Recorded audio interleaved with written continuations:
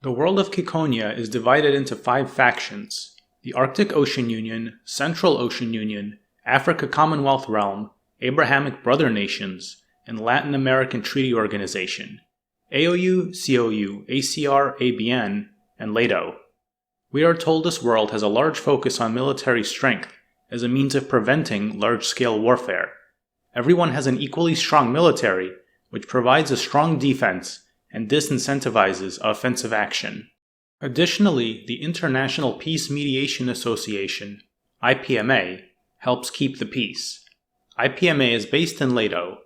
LATO and IPMA share goals and resources, seemingly to the extent that you could think of them as one entity.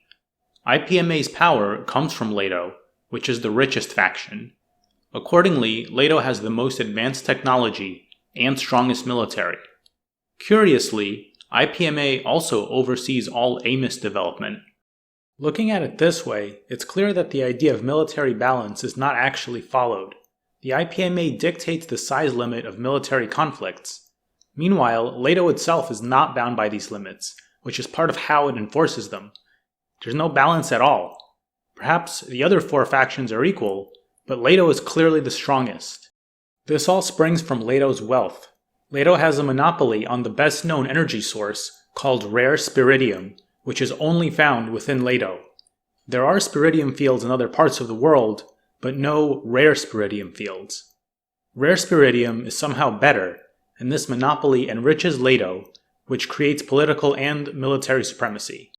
It seems like quite a coincidence that the only rare spiridium fields in the world are all safely within LATO's borders. I doubt this is the truth of the matter. I speculate that LATO secretly has very advanced spiridium detection technology. There are probably other rare spiridium fields around the world, but only LATO can find them, and it has no reason to publicize any that are outside its borders.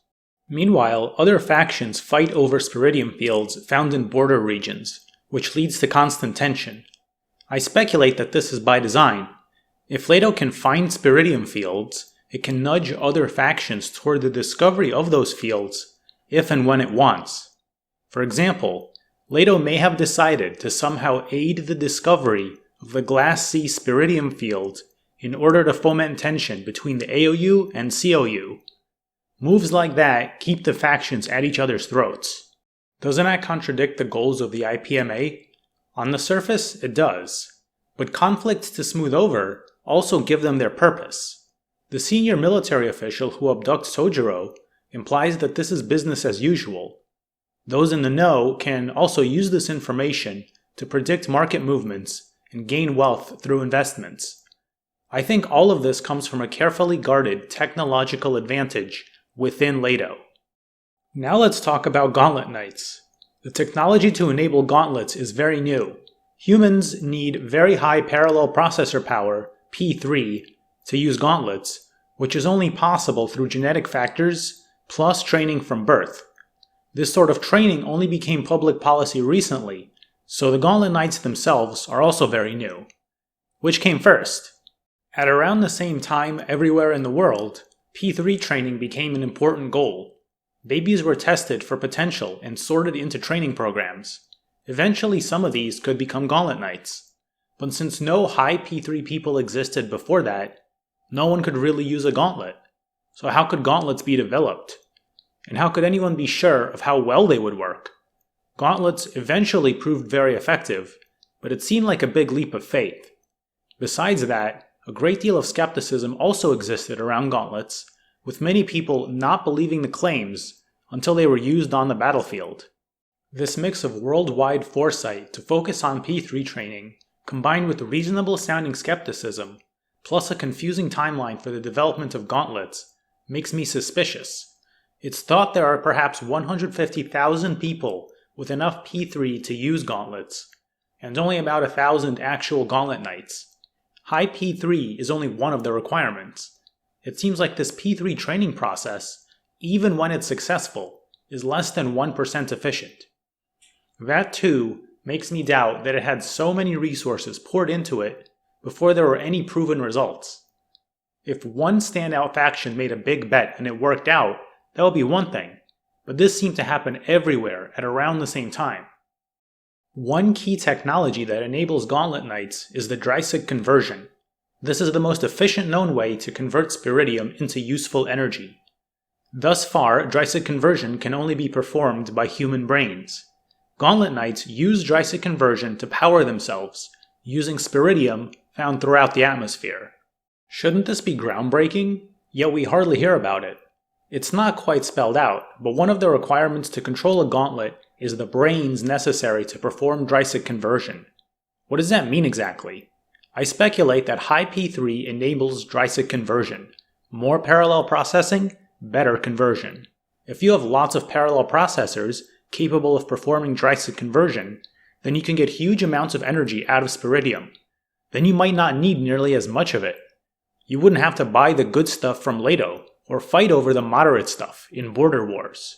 This better explains the sudden boom of P3 training all over the world. Everyone wanted to reduce the amount of spiridium they really needed.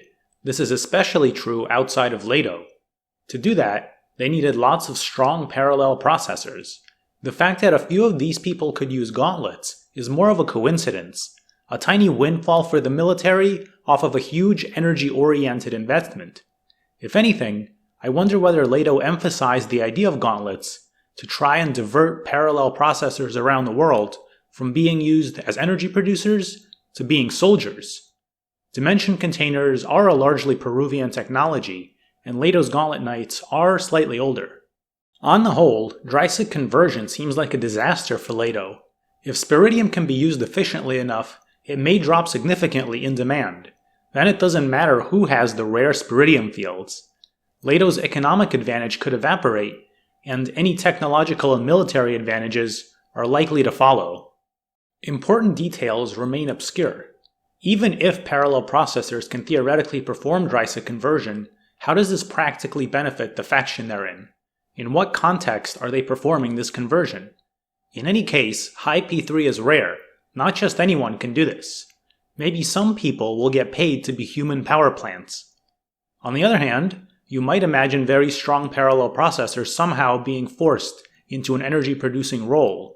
The extreme version of this could look very much like the factory world, with the energy-producing part of the human, the brain, being removed and forcibly used to its fullest potential. The bizarre matrix concept of humans being used as batteries can actually make sense in this context. Perhaps that is the true meaning of the factory world. Or maybe similar technology could be used for either purpose. If you thought of the factory world as a possibility vaguely on the horizon, you'd be very uneasy about the invention of drysik conversion. And in any case, if you are Leto, you'd really prefer everyone just forgot about this and kept buying your rare spiridium. This technology will bring huge changes, and various entities should be interested in furthering or hindering certain aspects of it. Who could possibly know about the factory world, and what will they do about it? What other secret technology could Leto be hiding? What about the other factions? Did they have secret technology? For example, the AOU is secretly researching artificial drysik conversion. And what about the mysterious life, death, and undeath of the drysik conversion's eponymous inventor, Vir Drysik? Let's ponder this together. Look for my thoughts in future videos.